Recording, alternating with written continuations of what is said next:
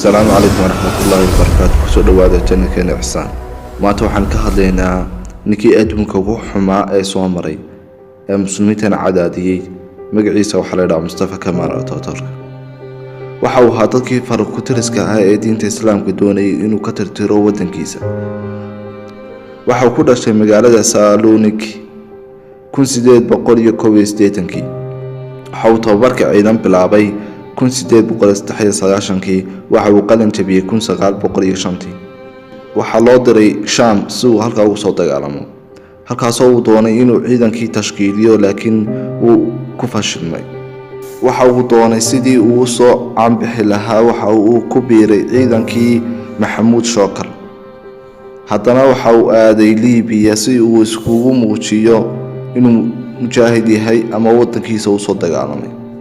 dagaalkii koowaad ee dunida kadib markii Cusmaaniyiintii la jabiyay ayaa Ingiriiska xiriir fiican la yeeshay Mustafa Kemal Atatürk. waxaanu wadankii inqilaabay 1923 Oktoobar ayuu ku dhawaaqay dawladda cusub ee Turkiga imka la aqaan ama Jamhuuriyadda Turkiga. waxa uu caasimadii ka dhigay magaalada Ankara. wuxuu ku soo wareejiyay Istanbul. madaxweynena isaga iskugu magacaabay.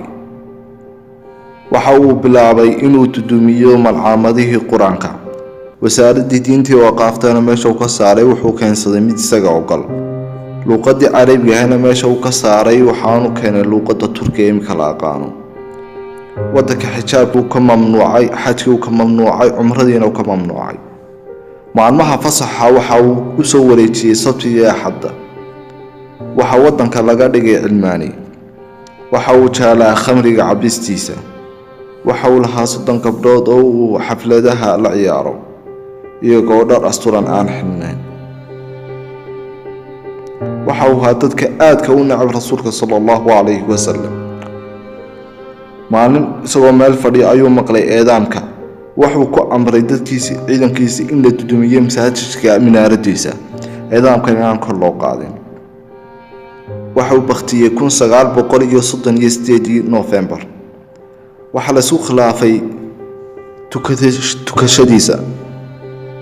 waxa ku tukaday ninkii khawiiska ahaa ee isaga ka darnaayay uu magacaabay wasaaradda diinta iyo waqaafta.